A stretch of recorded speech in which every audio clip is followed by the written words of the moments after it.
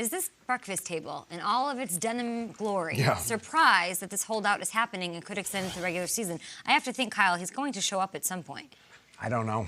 I don't know. We talked about this earlier in the show. There's this whole phrase now in what we do is pulling a Le'Veon, all right? And the problem with trying to pull a Le'Veon is there are very, very few people who are a Le'Veon. Melvin Gordon is a really good player who I have hyped as the hardest runner in the league.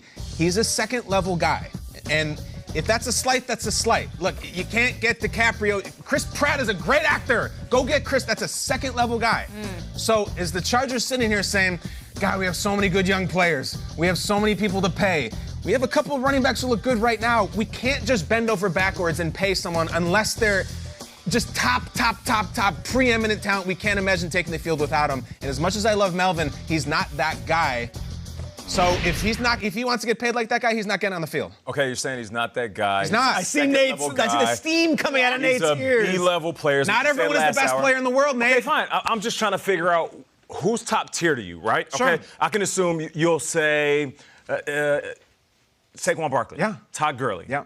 Gurley's question. I mean, look. Are you don't have to do the whole debate. Zeke, when he's out there, is Le'Veon in front of him? untouchable. Le'Veon When set out again? Le'Veon is out there, he is much better than Melvin. Set out entire season. I know, and that's why it's interesting. And that's why when he sat out that whole season, the Jets said, here's a giant check because we watched you on film, and man, you are good. I don't think Melvin has that. He missed. Sorry, I wish he did. He missed 4 games and scored 10 touchdowns. So he missed it because he was injured, Nate. Yeah, I get that. The biggest argument that the team has is that they won those 4 games without him. But I will say this, and Kyle, you know this, which I'm surprised that you're taking the stance.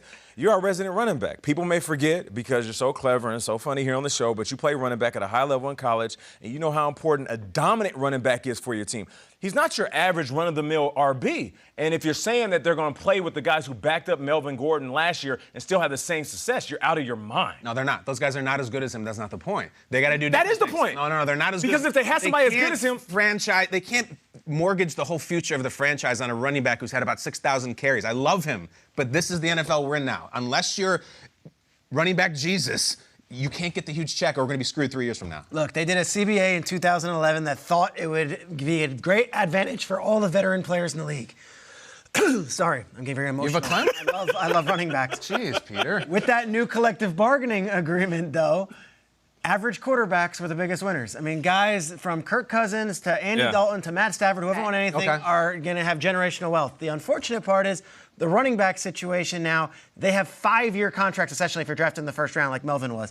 After 5 years as a running back in the NFL, your best years are behind you. It's just when you're getting good as a quarterback. Just when you're getting great as a quarterback, you're done as a running back. And they all have the same thing. So if they really, really want to bond together, and there's been talk of this, I don't know if they have the wherewithal to do it, start your own union. Break from the NFLPA. Wow. Have the running back union and say we want 2-year contracts out of our rookie deals because our situation's different than everyone else and we get run into the ground. You want to make a statement? Make a real statement. Don't hold it against your team. Look to each other. Have Le'Veon be your president of the organization. Have Ezekiel Elliott be the treasurer. Have Melvin Gordon be the secretary. Get together and say we're going to stand as a union, as a player position group. I like because that. the truth of the matter is, it's going to happen next year also because Fournette's up, and then you've got another guy up. That's McCaffrey's coming. That's a great point. Peter, it's great. It's great. coming. Is it completely preposterous? Is it a pipe dream? Hey, if you want to, where there's a will, there's a way. If you want to break away from the players' union, yeah, I mean, that's going to be tough. But you got to stand for yourself as a group of men because that fraternity is dealing with something that no one else is. Wide receivers, Kay, touched the ball 17 times a game on their greatest day ever. Look at Mike Thomas's contract. Look at Mike Thomas's contract. On the greatest day ever, you'd have 15 catches. Running backs touched the ball 15 times in the first half. Why are they being slighted? I don't know. It seems Unionized. Seems like the CBA is against them, not the team.